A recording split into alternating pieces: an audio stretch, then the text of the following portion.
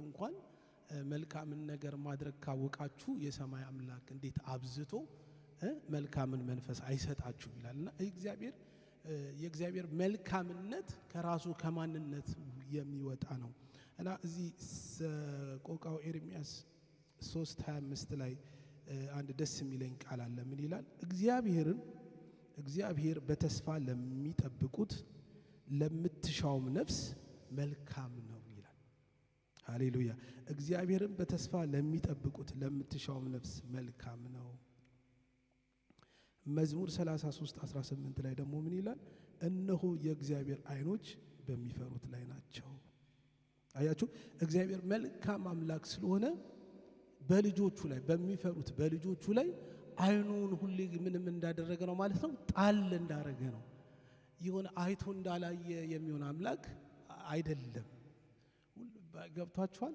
በሆነ ህይወት ውስጥ በሆነ ውድቀት ውስጥ ብትኖሩ በሆነ ደስታ ላይ ብትሆኑ በሆነ ከፍታ ላይ ብትሆኑ እግዚአብሔር ሁሉ ጊዜ በሚፈሩት ላይ አይኖቹ በዛ አሉ ማለት ሁሉ ጊዜ በቃ በአይኑ ይጠብቀናል አይኑ ስለኛ ይንከራተታል ክብር ለኢየሱስ ይሁን ሃሌሉያ እኔ አንዳንድ ጊዜ ልጄ ትንሽ ቅልቅል ስለምትል አንዳንድ ቦታ ላይ አቴንሽኔን ሁሉ አንዳንዴ ተወስድብኛለች ቃልዬ እየሰበኩ ስለሆነ እግረ መንገዴን እየሰሚኝ እሺ አንቺን ምሳሌ እያረኩ እየተናገርኩ ነውና የሚገርማችሁ የሆነ እንትን ስትንቀሳቀስ ስለምወዳት ልቤ ከሷ ጋር ይሄዳል አንዳንዴ የሆነ ነገር አስባለሁ እንዳትወድቅ የሆነ ነገር እንዳትነካ ምናም ብላችሁ ያው ፊል ታረጋላችሁ አይደል በደንብ ይገባል ጆን ማወራው ነገር ማለት ትልቅም ሆኖ ማለት ነው እንደዛ ፊል ታረጋለና ምን ሆኖ ነው እንዴ ትልቅ ከዛ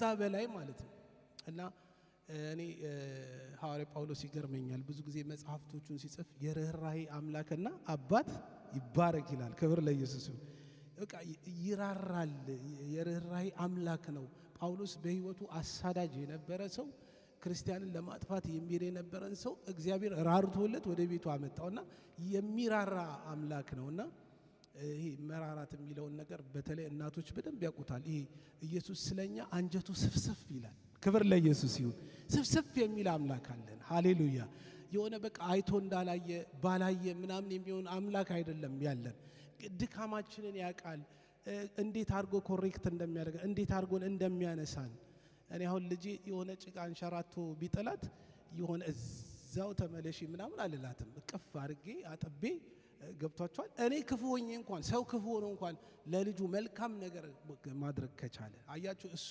በመስቀል ላይ አመጦን ስለወለደን ይራራል አንድ ቤተሰብ መዝሙር አለ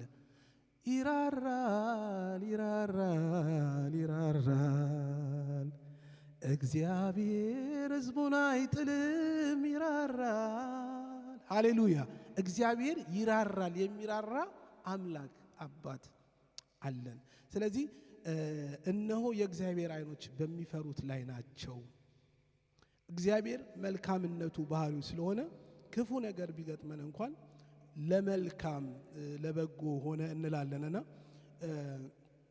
እዚህ ቦታ ላይ እንደ ጥሩ ምሳሌ አድርጌ ማቀርበው ትንሽ ጫር አድርጋለሁ ለማስታወስ እንዲጠቅመኝ ብዬ ኢዮብን መናቀው ሰው ነው እና ኢዮብ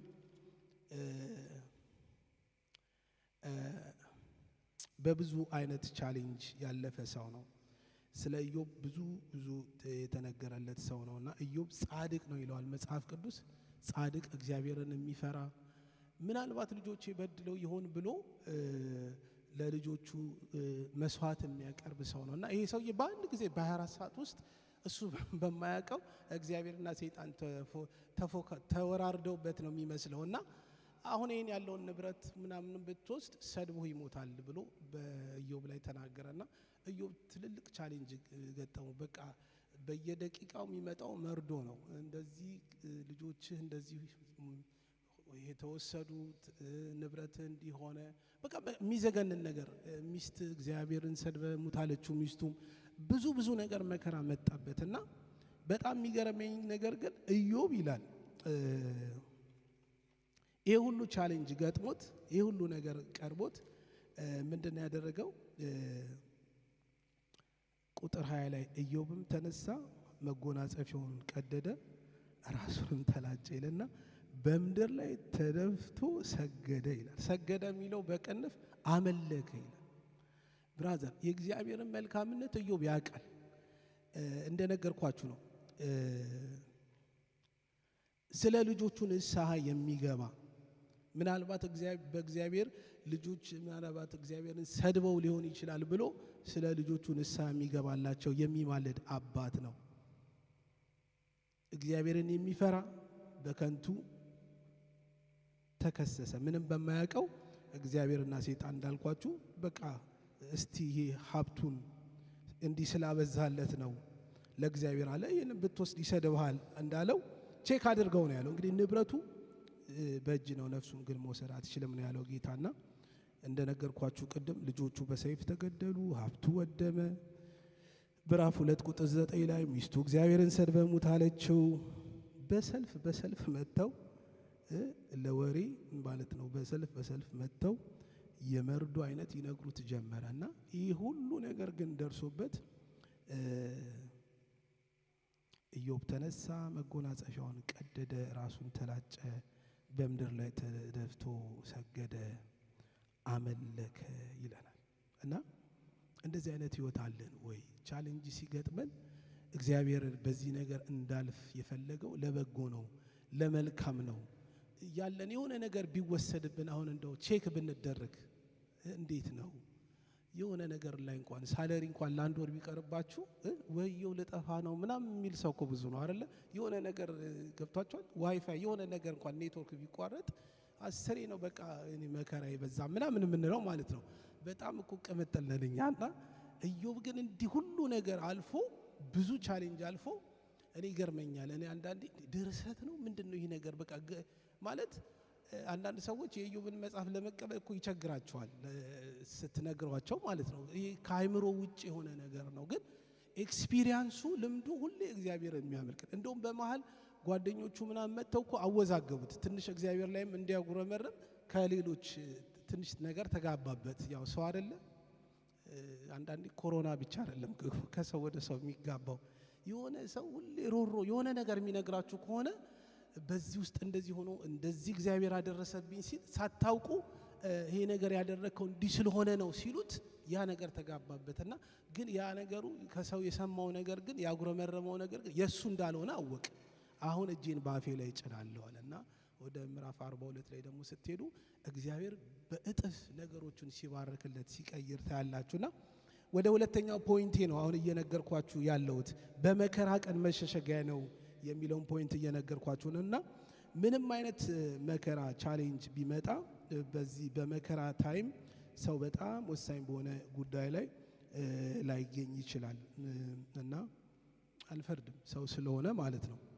ሰው ነው፣ ሰው ደካማ ነውና ነገር ግን እነዚህ ወሳኝና ከባድ ቻሌንጅ ባለበት ታይም ላይ የሚረዳን የሚያግዘን እግዚአብሔር ደግሞ ከኛ ጋር አለና ሁለተኛ እንደ ምሳሌ የምንጠቀማት ሐና ነች።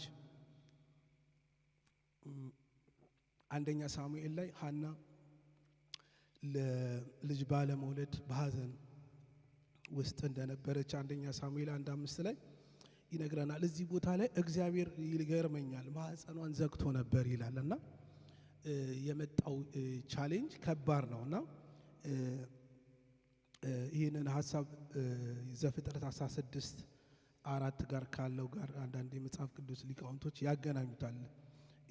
አጋርንም እናያለን እዚህ ጋር ተመሳሳይ ነገር። አጋም ነፍሰ ጡር መሆኗን ባየች ጊዜ እመቤቷን ሳራን መናቅ ጀመረች ይላል። ነገር ግን ያው የማታ ማታ እግዚአብሔር የሰጣት የተስፋ ቃል ሳሙኤልን አግኝታለች። ግን በወቅቱ አጋር መናቅ ጀመረች። ከኋላ የመጣ አይናወጣ ነው የሚባለው። አጋር እኮ ወደዚህ ነገር የመጣችው ሳራ መውለድ ባለመቻሏ ነው አይደለ? እንደው ግባ ምናምን ብላ ማለት ነው። ነገር ግን ልክ ማርገዝ ስትጀምር ኢግኖር መናቅ ጀመረች ይላል እና ልክ እንደዛም ደግሞ ፍናናም ደግሞ ስትመለከቷት በጣም ታስመራት ነበረ።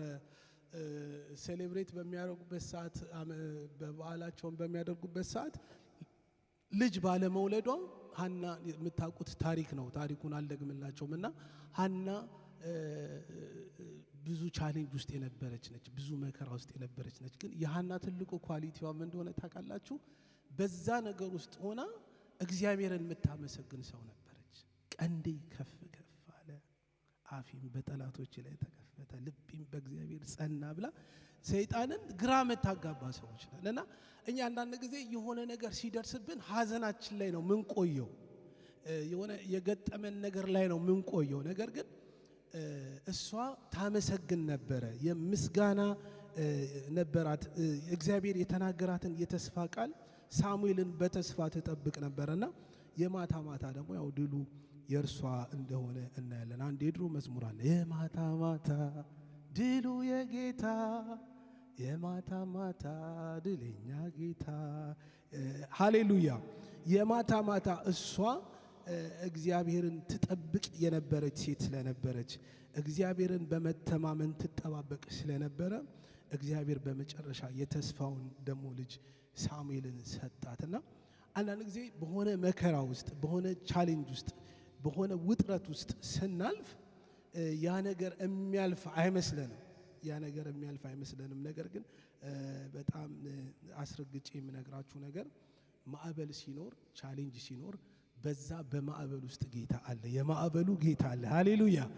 የማዕበሉ ቻሌንጅ ባለው ነገር ላይ ኢየሱስ ክርስቶስ በአንድ ጊዜ የሆነ ከደቀ መዛሙርቶች ጋር እያለ በታንኳይ ውስጥ ተኛና ከባድ የሆነ አውሎ ነፋስ ተነሳ። በቃ ልንሰምጥ ነው፣ እረ ችግር ነን፣ እረው ማለት ጀመሩ ደቀ መዛሙርቶች። አያችሁ፣ መለኮት ከነሱ ጋር መኖሩን ዘንግተውታል። መለኮት ከነሱ ጋር እንዳለ በቃ ሰው ብቻ ነው የመሰላቸውና የማዕበሉ ጌታ መሆኑን አልተረዱምና እርሱ ግን ማዕበሉን ምን አደረገው ይላል? ጸጥ አደረገው ይላል። እና አንዳንድ ጊዜ ብቻ ሳይሆን በህይወታችን እንደ ክርስቲያን ብዙ ማዕበል ሊመጣብን ይችላል። ለአንዳንዶቻችን ማዕበል በትዳራችን ሊሆን ይችላል። ለአንዳንዶቻችን ማዕበል በገንዘብ ማጣት ሊሆን ይችላል። ለአንዳንዶቻችን ማዕበል የሆነ የፕሮሰስ ኬዝ ሊሆን ይችላል። ለአንዳንዶቻችን ማዕበል በመስሪያ ቤታችን ሊሆን ይችላል። ለአንዳንዶቻችን ማዕበል በቃ የማዕበሉ አይነት ሊለያይ ይችላል። ልጅ ያለመውለድ ሊሆን ይችላል። ለአንዳንዶቻችን ብዙ አይነት ነገር የቻሌንጆቻችን አይነት ሊለያዩ ይችላሉ። ገብታችኋል? በሆነ ነገር ላይ ሰስቴን አድርገን ላንቆይ እንችላለንና ነገር ግን መጽሐፍ ቅዱስ ግን የሚነግረን ምንድነው? እግዚአብሔር መልካም ነው በሚለው ላይ ሰስቴን አድርጋችሁ ቆዩ። እሱ ጋር እንቆይ፣ ረገጥ አድርገን እሱ ጋር እንቆይ። እግዚአብሔር መልካም ነው። መልካምነቱ ደግሞ ማንነቱ ነው። ስለ እግዚአብሔር ማንነት ሳስብ ለምሳሌ እግዚአብሔር የሚያስብለው መለኮት የሚያስብለው ነገሮች አሉ አይደል? ወደ 4 ነገሮች ዲቫይን ነው የምንልበት ነገር ማለት ነው። እግዚአብሔር በሁሉ ስፍራ ያለ አምላክ ነው። ሃሌሉያ። እግዚአብሔር ሁሉን የሚያውቅ ነው። ኦምኒሸስ ነው፣ ኦምኒፖተንት ነው። እንደገና ደግሞ በሁሉ ስፍራ ሰው ሊገኝ አይችልም። በሁሉ ስፍራ የሚገኝ ፈጥኖ የሚደርስ አምላክ ነው። መላእክቶች እንኳን በሁሉ ስፍራ መገኘት አይችሉም። በነገራችን ላይ ይሄንን ባህሪው ለሰው የማያካፍለው ባህሪ ነው። ለእግዚአብሔር ለሰው የሚያካፍለውና የማያካፍለው ባህሪያቶች አሉትና ሶሻል ሚዲያ ላይ ከአንድ ሰው ጋር ስሞግተው ነበረ። ሄሬሲካል ነገር የሚያስተምር ሰውና ደበላልቆት ሲናገር ስለነበር ስለሰማው ማለት ነውና እግዚአብሔር ይላችሁ ምህረቱን፣ ፍቅሩን፣ ጸጋውን፣ ቸርነቱን ይሄን ለሰው ልጆች ያካፍላል፣ ይሰጣል። ምህረቱ፣ ቸርነቱን፣ ፍቅሩን ከሱ ሼር እናድርግ። ግን የማያካፍለው የእግዚአብሔር አብ፣ የእግዚአብሔር ወልድ፣ የእግዚአብሔር መንፈስ ቅዱስ ብቻ የሆነው የኢየሱስ ብቻ እግዚአብሔር ይላችሁ መለኮት ብለን የምንለው ኢየሱስን መለኮት የምንለው የኢየሱስ የሆነ የእግዚአብሔር የሆነ የመንፈስ ቅዱስ የሆነ መለኮት በመለኮት አንድ ነው ብለን የምንጠራበት ማለት ነው። በሁሉ ስፍራ መገኘት እግዚአብሔር አብ አለው። ሃሌሉያ። በሁሉ ስፍራ መገኘት ኢየሱስ አለው። በሁሉ ስፍራ መገኘት መንፈስ ቅዱስ አለው። ሁሉን አዋቂነት ሰው ሁሉን አያውቅ። ሁሉን አዋቂነት የእግዚአብሔር ነው። ሁሉን አዋቂነት የኢየሱስ ነው። ሁሉን አዋቂነት የመንፈስ ቅዱስ ነው። ዘላለማዊ ነው። እግዚአብሔር ከሚባል የለም፣ መነሻ የለውም፣ መድረሻ የለውም።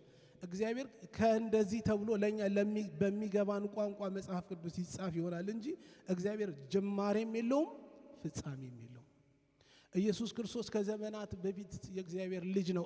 ኢየሱስ የእግዚአብሔር ልጅ ነው ስንል ከእግዚአብሔር ትንሽ አነስ ያለ ማለት አይደለም። ራሱ መለኮት ነው። መለኮት ነው። ኢየሱስ በሁሉ ስፍራ የሚገኝ ነው። ሁሉን የሚያውቅ ሁሉን የሚገዛ ነው። ሃሌሉያ። ይህንን ለሰው ልጅ ያላካፈለው። ስለዚህ የእግዚአብሔርን ማንነቱ ሲገባን ሁሉን የሚያውቅ ጌታ ከሆነ እንዴት የኛ ነገር አይገባውም? እኛ ተወሳሰበብን የምንለውን ነገር እንዴት ባላየ ባልሰማ ይመስለናል? አይደለም። በዛ ነገር እንድናልፍ ከፈለገ ጌታ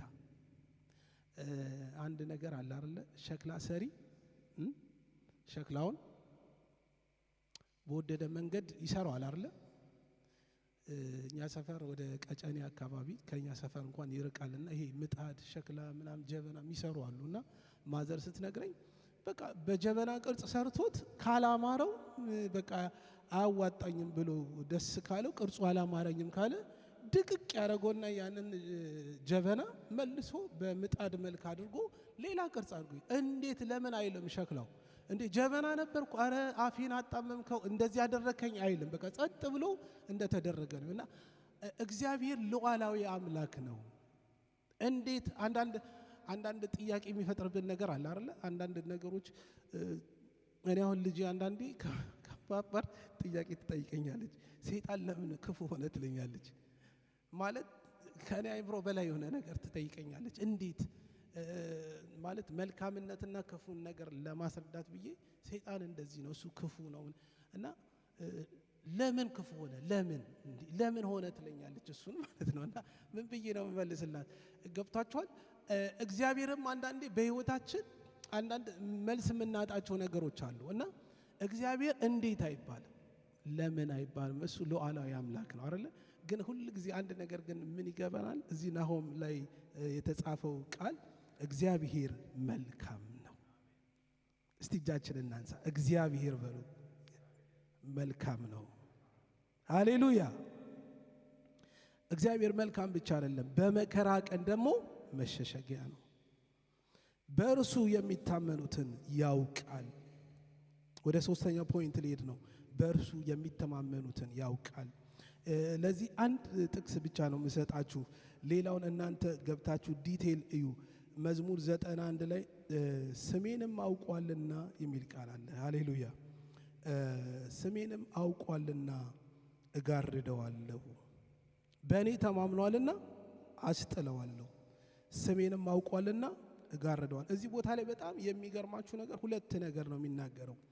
በእኔ ተማምኗልና የሚል አለ። አንድ በእግዚአብሔር መተማመን፣ ሁለት ደግሞ ስሜንም አውቋልና እጋርደዋለሁ።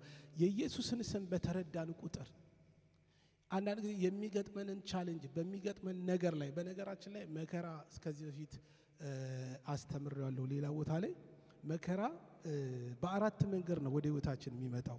አንደኛ ከእግዚአብሔር የሚመጣ መከራ አለ። እግዚአብሔር በህይወታችን ክርስትናችንን ቴስት ማድረግ ሲፈልግ ማለት ነው። ልክ እንደ ኢዮብ እንደነ ሐናን መጥቀስ እንችላለን። ብዙ ሰዎችን ከመጽሐፍ ቅዱስ መጥቀስ እንችላለን እና በተለይ አብርሃምን እግዚአብሔር ይስሐቅን ሰዋልኝ ሲለው የመስዋዕቱን በግ አዘጋጅቶ ነው። ግን የመስዋዕት በግ እንደተዘጋጀ አብርሃም አያውቅም እና እግዚአብሔር አንዳንድ ጊዜ እምነታችንን ቼክ ለማድረግ ሊፈትነን ይችላል። በነገራችን ላይ ቴስት የሚለውንና ቴምፕቴሽንን እንለይ። ቴምፕቴሽን ከሰይጣን ነው። እግዚአብሔር ግን እምነታችንን ቴስት ሊያደርገው ይችላል እና ሌላኛው ደግሞ በእግዚአብሔር ልንፈተን እንችላለን። ለዚህ ነው በዓለም ሳላችሁ መከራ አለባችሁ፣ ነገር ግን አይዟችሁ እኔ ይህንን ዓለም አሸንፌዋለሁ ብሏል። አንደኛ ቆሮንቶስ 10:12 ላይ ይሄ ያዕቆብ 1:3 ላይ ያለ ነው። በዓለም ሳላችሁ መከራ አለባችሁ የሚለው ቃል አንደኛ ቆሮንቶስ 10:12 ላይ እንደቆመ የሚመስለው እንዳይወድቅ ይጠንቀቅ ይላል። አንዳንድ እንግዲህ ተግዳሮቶች ወደ ህይወታችን እኛ ፈልገንም ሳንፈልገውም የሚመጣ አለ። ሌላኛው በራሳችን ደግሞ ያዕቆብ ላይ በራሳችን ደግሞ ችግር በራሳችን ስንፍና ደግሞ ምናመጣው ፈተናዎች ደግሞ አለ። በራሳችን ስንፍና ምናመጣቸው ፈተናዎች አሉ። እሱ ፈተና በኢየሱስ ስም ምናምን ብትሉት ላይሄድ ይችላል እና አንተው ራስህ ሽልክ ብለህ እንደገባህበት ሽልክ ብለህ መውጣት አለብህ። በራሳችን ምናመጣው ፈተና ብለን መከራ ብለን ምናመጣው አለ። እሱን እንደገባን እኛው ራሳችን ያንን አወጣጣችንን ማስተካከል ነው ያለብን።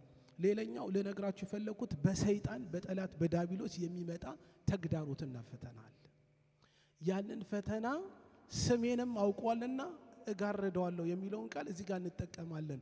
የኢየሱስን ስም በመረዳት የኢየሱስን የስሙን ኃይል በመረዳት እነ ጳውሎስና እነ ጴጥሮስ ከቤተ መቅደስ ሊገቡ ሲሉ ዮሐንስና ጴጥሮስ ይመስሉኛልና ለብዙ ዓመት የነበረን ሰው በተለያየ ችግር ውስጥ የነበረን ሰው ተነሳና ተመላለስ ብለው በጣም ደንግጠው በህይወታቸው የሆነ አማልክት በመካከላችን እስኪገረሙ ድረስ ነው ድንቅ ታምር በዚህ ሰው ላይ የሆነውና ሊያመልክ ሲፈልግ ነው ይሄ የሆነው በስሙ ባለን መረዳት ነው። የኢየሱስ ስም ከስም ሁሉ በላይ የሆነ ስም ነውና የሆኑ ቻሌንጆች ሲገጥመን መከራ ሲገጥመን የኢየሱስን ስም እዛ ላይ ወይፐን ላይ ታላቅ የሆነ መለኮታዊ የሆነ ስም ስለሆነ በመጥራት ልናሸንፍ እንችላለን። ክብር ለኢየሱስ ይሁን። ስለዚህ በእርሱ የሚታመኑትን ያውቃል። በእግዚአብሔር ስንታመን ስንደገፍ እግዚአብሔር ደስ ይለዋል።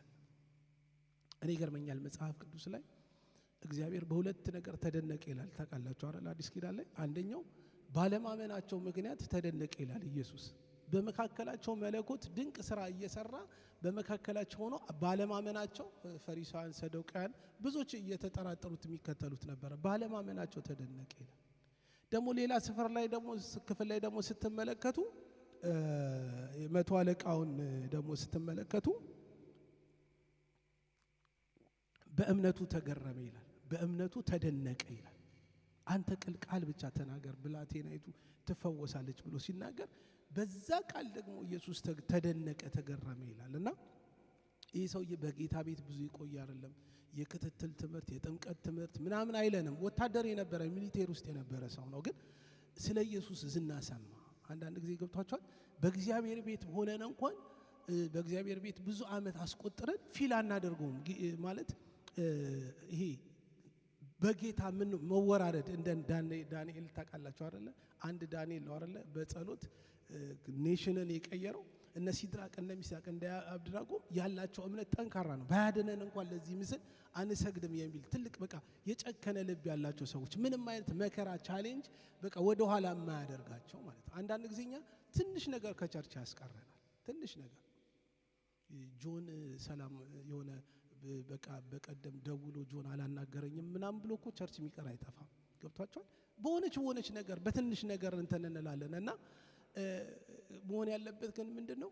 ጌታን በመውደድ ጌታን በማክበር ጥቃቅን ነገሮችን ባላየ ባልሰማ እየሆነን የሚረዳን የሚያግዘን ጌታ ደግሞ በመካከላችን ስላለ እግዚአብሔር መልካም አባት ነውና በእግዚአብሔር እንታመን። በእኔ ተማምነዋልና አስጥለዋለሁ። ስንታመን በእግዚአብሔር በቃ ያስጥላል። ዳዊት በጎቹን ሲጠብቅ የእግዚአብሔርን ስም ሲጠራ ከተኩላው ከአንበሳው አፍ ላይ በጎቹን ያስጥል ነበር። እኔ እንዴት በኢየሱስ ስም እያለ ይበል ምን እያለ ይበል እኔ አገልግሎቱን አላየውም፣ ጫካ የነበረውን አገልግሎት ግን ያስጥል ነበር። እና አንዳንድ ጊዜ በረከቶቻችንን የተያዘብንን ነገር በቃ እዚህ ሀገር ላይ የሆነ በቃ የተያዘብኝ የምንለውን ነገር በኢየሱስ ስም ብለ የስሙን ኃይል በመረዳት ማለት ነው። ይሄ ስም መለኮት የሆነ ስም ነው። ሃሌሉያ። ዛሬ በዚህ ምሽት እውነቴን ነው የምነግራችሁ፣ ይህንን ስም እንጠራለን። ዛሬ ትልቅ ነገር ይሆናል። ክብር ለኢየሱስ ይሁን። ከስሙ ሁሉ በላይ የሆነውን ስም እንጠራለን። ችግሮቻችን ላይ ወደ ኋላ የሚጎትተን ነገር ላይ የሚያስጨንቀን ነገር ላይ የሚረብሸን ነገር ላይ የኢየሱስን ስም እንጠራለን። የእግዚአብሔር ታላቅነት ይገለጣል። ቆመን እንጸልይ። ሃሌሉያ። እስቲ ከኋላ ያለን ሰዎች ወደፊት ጠጋ እንበልና እጅ ለእጅ ተያይዘን እንጸልያለን። በእኔ ተማምኗልና አስጥለዋለሁ፣ ስሜንም አውቋልና ጋርደዋለሁ። ሃሌሉያ ሃሌሉያ። ዛሬ ምንድን